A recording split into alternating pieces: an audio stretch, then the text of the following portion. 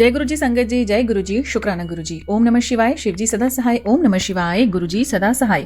सभी साथ संगत को जय गुरु जी संगत जी। आप सबका ब्लेसिंग्स फ्रॉम बड़े मंदिर 777 पर हार्दिक स्वागत है, जिसमें गुरु जी महाराज के बहुत ही प्यारे ब्लेस सत्संग आप तक साझा किए जाते हैं।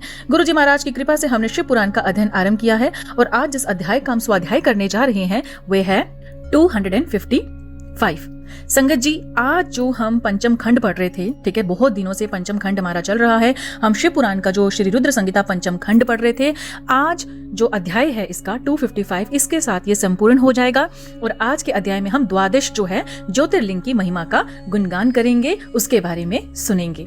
संगत जी, साथ ही साथ में सर्वप्रथम हम वंदना करेंगे, फिर आपके लिए टेलीपैथी मैसेज। और उससे पहले मैं आपको एक चीज बताना चाहती हूँ। जैसे जैसे पंचम खंड कंप्लीट हो चुका है, छठा कंप्लीट होने जा रहा है, सब कुछ आपको पता है, आप सब नियमित रूप से सुन रहे हैं और ये वही सुन पा रहे हैं जिन पर गुरुजी की कृपा है, जिनके कष्ट गुरुजी कटवाना चाहते हैं। मेरे अंदर उन्होंने बार बार टेलीपैथी मैसेज कि पुराण शुरू कर, कभी कोई आंटी बोर क्यों कर रहे थे, क्योंकि गुरुजी महाराज को पता है। और मैं आपको एक बात संगत जी बताऊं, मैं शिव पुराण स्वयं, ये कोई मेरी मदर जो है वो पिछले 4 सालों से पढ़ रहे हैं, मैंने ये फर्स्ट टाइम खुद पढ़ना शुरू किया है। और जब से शुरू किया है ना, मुझे पता चल चुका है कि शिव पुराण से ही सारे वेद निकले हैं। शिव पुराण से गीता का पाठ निकला है, शिव पुराण से रामायण निकली है, सब कुछ शिव पुराण में है।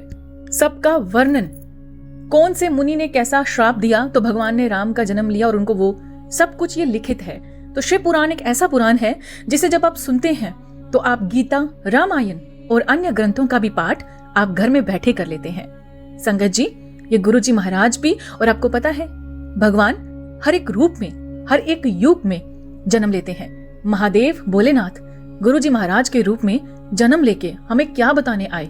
पाठ करना है, नियमित रूप से पाठ करना है। और उस पाठ से हमें यह सीखना है कि हमें शांति। शिव पुराण से मैं आपको बताना चाहती हूँ, पंचम खंड में मैंने क्या 5 बातें सीखी हैं। अगर आप नहीं भी समझ पाए तो मैं आपको बताती हूँ। जब आपके ऊपर बहुत भयानक कोई प्रॉब्लम आई हो ना, आप सिर्फ नाम जाप करो, भगवान के ऊपर छोड़ दो, कर्म करो, चिंता नहीं करनी है, हाइपर नहीं होना है, जितना मर्जी रोना है घुट के रो लो, पर चिंता नहीं करनी है। और ये आशा रखना है कि जो हो रहा है वो मेरे ईश्वर की वजह से हो रहा है। बहुत सारे असुर इस पंचम खंड में आए हैं, उनका विनाश भगवान ने अपने पुत्र को, कार्तिक के चरित्र पढ़ा। बड़े बड़े हिरण्याक्षु जैसे जो थे, जितने भी हमारे राक्षस हुए हैं, जिन्होंने सच में लोगों को बहुत सताया, तो भगवान आए, उनको उनका खात्मा करके जितने भी जीव थे उनका उद्धार किया। कितना कुछ, अहिंसा का मार्ग नहीं अपनाना है। और जो लोग आपके ऊपर तंत्र मंत्र पंथ प्रतंत्र जो भी कर रहे हैं, वो एक दिन जरूर समझ जाएंगे और वो सोच रहे होंगे अब यार इसके साथ ऐसी कौन सी शक्ति है जो हम इसके ऊपर इतना कुछ कर रहे हैं और ये रो नहीं रही, ये बिलख नहीं रही। आपके साथ गुरुजी महाराज हैं, भोलेनाथ हैं आपके साथ। तो आपने ज्यादा हर किसी के सामने मेरे साथ गुरुजी हैं, मेरे साथ, नो नेवर। गुरुजी का सत्संग, गुरुजी को पता कौन सी संगत सबसे ज्यादा प्यारी थी? जो डिसिप्लिन में हो, ज्यादा तुर करने वाली ना हो, हंसो मजाक करो नियमित रूप से, सबका सम्मान रखने वाली हो, दिल से साफ हो, पर चतुराई करने वाले लोगों की पहचान भी करने वाली हो। भोली बाली और पागल गुरुजी बोलते थे नहीं बनना है, चल्ली बन के की करेंगी। तो इसलिए आपको भी अपने आस पास के लोगों को समझना चाहिए। जो लोग साफ हृदय के हैं उनके साथ साफ रहिए, जो लोग चालाकी वाले हैं उनको पहचान जाइए, क्योंकि जब आप उनको पहचान गए तो आपका मार्ग सुगम हो जाएगा। और हाँ, अगर आप भी जी सबको करते रहते हैं ना, एक बारी ना करके देखिए और बोलिए कि नहीं से नहीं हो पा रहा है, तबीयत ठीक नहीं है, आपको रंग दिख जाएंगे दुनिया के। गुरुजी महाराज वही तो दिखाने आए हैं, पति पति पति, बच्चा बच्चा बच्चा बच्चा, माँ माँ माँ माँ, बाप बाप बाप बाप बाप। हाई बीपी और शुगर की बीमारियां अटैच करवा ली चिंता करते हुए, पर क्या माँ ने आपकी या बाप ने, बच्चे ने कुछ आपकी बीमारियों को कम किया? क्या जिस सास के साथ सोच के आप इतना ज्यादा टेंस रहते हो, जिस पति के लिए आप इतना टेंस रहते हो, उसने, अगर आपने बहुत ज्यादा चिंता की, आपको कुछ ना कुछ तो प्रॉब्लम हुई होगी, एंजाइटी, डिप्रेशन, इसके अलावा कुछ अच्छा हुआ? इतनी ही चिंता जरा गुरुजी महाराज की कर लीजिए ना, इतनी ही गुस्सा गुरुजी महाराज से करो ना। क्यों नहीं मुझे देते दर्शन गुरुजी, क्यों नहीं बनाते मुझे बड़े मंदिर? लड़ो ना गुरुजी के साथ, मजा तो वहां है जहां पे प्यार करने पे सामने वाला आपको आई लव यू भी कहता है, आपसे प्यार करता है, आपसे लाड लड़ाता है। करके तो देखो, ये मेरा एक्सपीरियंस है। जिनके साथ प्यार किया, जिनके साथ सबसे अच्छा करना चाहा, वो एंड में आपको ठुकरा के जाते हैं और एक गलती को पता क्या बोलते हैं, ये सब तेरी वजह से हुआ है। कोई भी आपने उनके साथ इतना अच्छा आपके मन में होगा ना, वो 2-3 आएंगे, ऐसी बातें बोल के जाएंगे और आप ऐसे हो जाओगे, अरे यार मैंने तो उसके लिए हमेशा अच्छा चाहा, आज इसकी गलती से इसके साथ गलत हुआ है और ये इंसान मुझ पे ही टूट के पड़ गया। फिर आप रोते हो। उसी जगह उतना ही प्यार जरा गुरुजी महाराज के साथ करके तो देखो, पीछे ही पड़ जाओ। फिर देखो चिंता करो गुरुजी महाराज की, चिंता करो उनकी, गुरुजी महाराज के बारे में सोचो, उनसे बातें करो, ठीक है। फिर आपको पता चलेगा रियल लाइफ क्या है। ये आर्टिफिशियल इंटेलिजेंस वाले मैसेज और पुत्र तेरा मर जाएगा और पता नहीं क्या क्या वाले, आंटी जी प्लीज मत सुने ऐसे, गुरुजी महाराज कभी नहीं ऐसा कहते थे। हाँ, सत्संग के अंदर क्या है वो जब आपको उस पर लगता है ना कि गुरुजी महाराज ने अपनी संगत को इस कष्ट से बचाया, वो आपको बताने के लिए होता है कि इस सत्संग में आपको क्या ब्लेसिंग्स मिलेंगी। बाकी ये वगैरह, और हाँ कभी कोई ऐसी चीज हो वो आपको देखना है, ज्यादा भयानक मत। मैंने पहले स्टार्टिंग में मुझे समझ नहीं आता था तो मैंने थंबनेल्स वो डाले, मैंने वो सारी वीडियोस ही डिलीट कर दी हैं। मैंने बिल्कुल भी वो नहीं किया, वो मेरी इतनी ज्यादा नहीं थी पर हल्की फुल्की सी जो भी थी तो वो मैंने उसको वॉश आउट कर दिया हुआ है। अब मैं टेलीपैथी मैसेज जो भी होते हैं ये पार्ट के अंदर या उससे पहले ही आपको दिलवा देती हूँ, अगर मुझे लगता है कि ये टेलीपैथी मैसेज और थॉट आपके साथ शेयर करना चाहिए। और वो जो गुरुजी महाराज मुझे भेजते हैं, जो बार बार मुझे सीन होता है हफ्ते के अंदर, वही आपके साथ शेयर होता है। कभी कभार वो मैं सत्संग सुनती हूँ, वो मुझे बार बार एक बात हर एक सत्संग में मुझे सुनने को मिलती है। जैसे आज का टेलीपैथी मैसेज जो आप सुनने जा रहे हो ना, वो मुझे हफ्ते के जितने भी सत्संग हुए हैं ना कहीं से मुझे वो सेम चीज रिपीट हुई है। तो वो अब मुझे पता चल रहा है कि मैंने संगत के साथ क्या शेयर करना है। और आपको खुद भी पता चलना चाहिए कि आपके लिए टेलीपैथी क्या है। बार बार अगर आपको ये लग रहा है कि नहीं आज मुझे ग्रीन कलर का कुछ पहनना चाहिए, नहीं आज मुझे एक अच्छा सा फिरन लेना चाहिए, अच्छा मुझे ये करना चाहिए, मुझे वो करना चाहिए, this is what you want from inside, okay. अपने को खुश रखो, अपने को सवारो, प्यार करो। आपके बर्थडे पे आप, अभी मेरा जो बर्थडे है वो 12, जब तक ये पाठ आएगा मेरा 12 दिसंबर को जन्मदिन होता है, तो गुरुजी महाराज ने मैंने कभी नहीं सोचा था कि मेरे लिए कोई कुछ करेगा भी।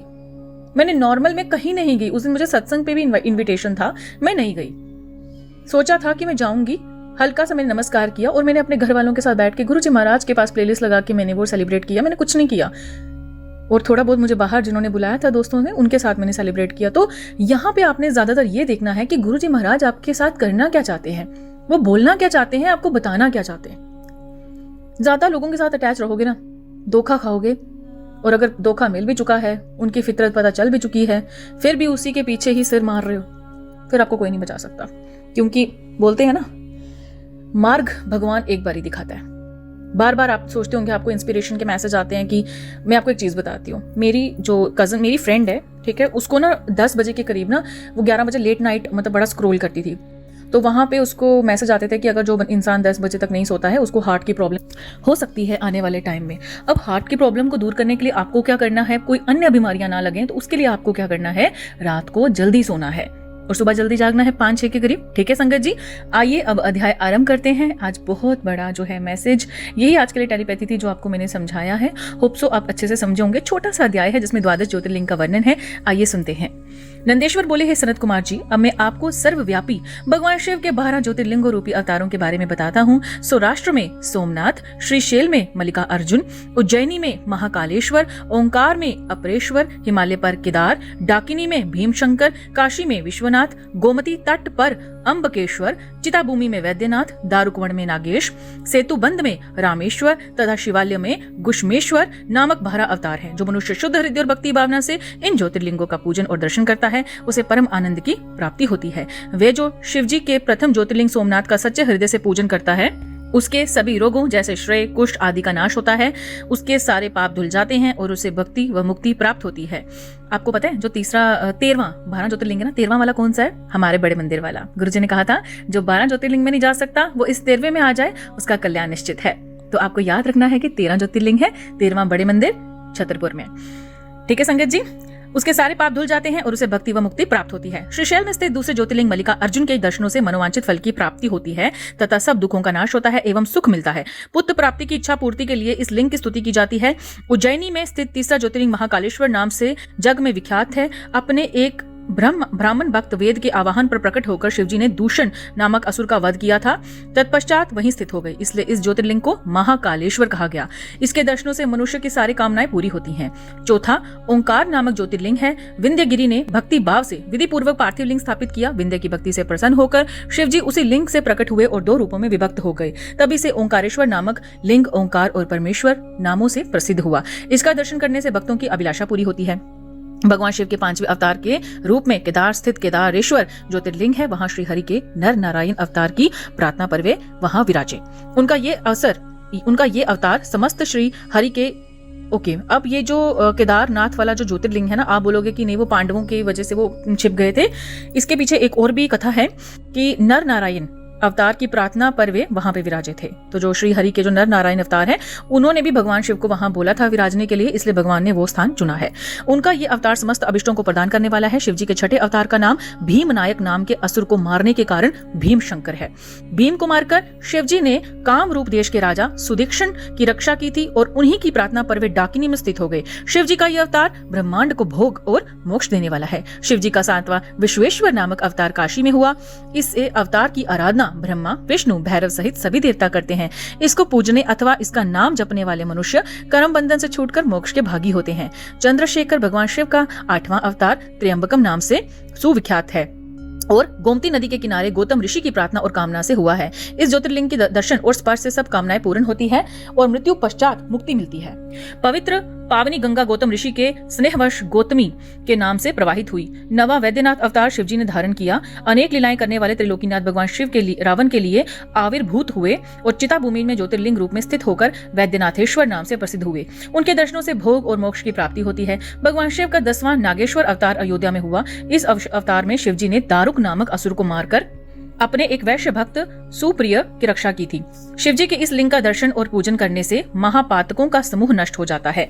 देवादिदेव महादेव जी का 11वां अवतार सेतु बंद में, यहाँ पे मैं भी हुआ हूँ, रामेश्वर अवतार। ये फर्स्ट टाइम जो मैंने दर्शन किए थे ना जिस ज्योतिर्लिंग का, उनका नाम है रामेश्वरम और बहुत मजा आया था। जरूर जाएं, खासकर जनवरी फेब में जाओगे तो बहुत मजा आएगा।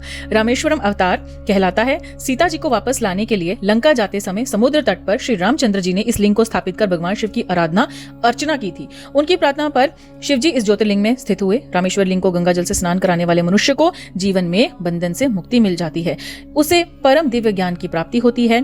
यह ज्योतिर्लिंग भोग तथा मुक्ति प्रदान करने वाला है। इसका पूजन देव दुर्लभ केवल्य मोक्ष प्रदान करता है। इसी प्रकार शिवजी का गुष्मेश्वर नामक 12वां अवतार हुआ, जिसमें उन्होंने अपने प्रिय भक्त गुष्मा को आनंद किया। दक्षिण दिशा में देवलोक के निकट शिवजी सरोवर में प्रकट हुए। गुष्मा ने अपने पुत्र को पुनर्जीवित करने हेतु शिवजी की तपस्या की। तब उसकी भक्ति से प्रसन्न होकर महादेव जी ने उसके पुत्र को जीवित किया एवं उसकी प्रार्थना पर वहीं ज्योतिर्लिंग के रूप में स्थित होकर गुष्मेश्वर नाम से विख्यात हुए। इस शिवलिंग का भक्ति पूर्वक पूजन करने से मनुष्य इस लोक में सुखों को भोगकर अंत में मोक्ष प्राप्त करता है। हे महामुने, इस प्रकार मैंने त्रिलोकीनाथ देवादिदेव शिवजी के 12 दिव्य ज्योतिर्लिंगों का वर्णन आपसे किया है। शिवजी के ये दिव्य 12 अवतारों वाली ज्योतिर्लिंग कथा को जो मनुष्य शांत चित्त और श्रद्धा भाव से पढ़ता या सुनता है, उसे सब पापों को छूटकर भोग व मोक्ष की प्राप्ति होती है। ये 100 अवतारों की शतरुद्र नामक संगीता सब मनोकामनाओं को पूरा करने वाली है, कामनाओं को पूरा करने वाली है। इस कथा को मन लगाकर पढ़ने या सुनने से सभी लालसाएं और कामनाएं पूरी हो जाती हैं और सांसारिक बंधनों से मुक्ति मिल जाती है। इति श्री शतरुद्र संगीता संपूर्णम। बोलिए शंकर भगवान की जय। जय गुरुजी। शुक्राना गुरुजी। आवाहनम न जानामि न जानामि तर्वाचनम, पूजा चेवम न जानामि शम्यता परमेश्वरी, मंत्रहीनम क्रियाहीनम भक्तिहीनम सुरेश्वरी, यत पूजितम या देवी परिपूर्णम तदस्तु में। सच्चियां जोता वाली माता जी तुहाडी सिधा ही जय। संगत जी, आज का अध्याय यहीं समाप्त होता है। हमारी जो शतरुद्र संगीता थी वो हमारी 5वां खंड संपूर्ण हो चुका है। कल हम 6ठा जो उसका संगीता है वो शुरू करेंगे और वह है कोटि रुद्र संगीता। हमारी शतरुद्र संगीता कंप्लीट है। कल हमारा कोटि रुद्र संगीता 6ठा जो भाग है, खंड है, वे आरंभ होगा। ठीक है, 12 बजे उसकी, ये तो 12 बजे आएगा, वो भी 12 बजे ही आएगी उसकी हर एक वीडियो। और आज की वीडियो के बाद आपने क्या करना है, एक छोटा सा काम 7 लोगों तक जरूर शेयर करना है और उन तक जरूर शेयर करना है जिनके लिए आप भी चाहते हैं ये 12 अवतारों की महिमा वो सुने और उनको भी पता चले कि गुरुजी उनको क्या सुनवाना चाहते हैं। अगर भोलेनाथ, सतयुग में सब कुछ ये काम हुआ होगा जब युग बड़ा बहुत ही अच्छा था। ठीक है, सब तपस्वी और अच्छे लोग रहते थे उस टाइम। तो राक्षसों के बीच में भगवान ने अपने भक्तों का उद्धार किया। उन्हें क्या किया, आके दर्शन दिए हैं भाई, उन्होंने प्रार्थना की है, पूजा की है। तो कलयुग ऐसा ही है ना, आप 2 बारी भी नाम जप करोगे ना एक नियमित रूप से, एक टाइम बना के, तो भगवान आपको भी दर्शन देंगे, आपके सब कष्ट हर लेते हैं। इसलिए नहीं कहा जाता जो पूजा पाठ करता है वो कलयुग में बचता है। ठीक है, प्रेमानंद महाराज जी को देख लिया, अपने गुरु जी को देख लीजिए, जितनी भी महान महान हस्तियां हैं वो क्या कर रहे हैं ऐसा, मंत्र जाप, नाम जाप, और उसकी महिमा बहुत बड़ी है। ठीक है संगत जी, मंत्र जाप जरूर करिएगा और कमेंट में जय गुरु जी, शुक्राना गुरु जी लिखिएगा। कल मिलते हैं एक नए वीडियो के साथ, एक अच्छे से अध्याय के साथ। जय गुरु जी, शुक्राना गुरु जी।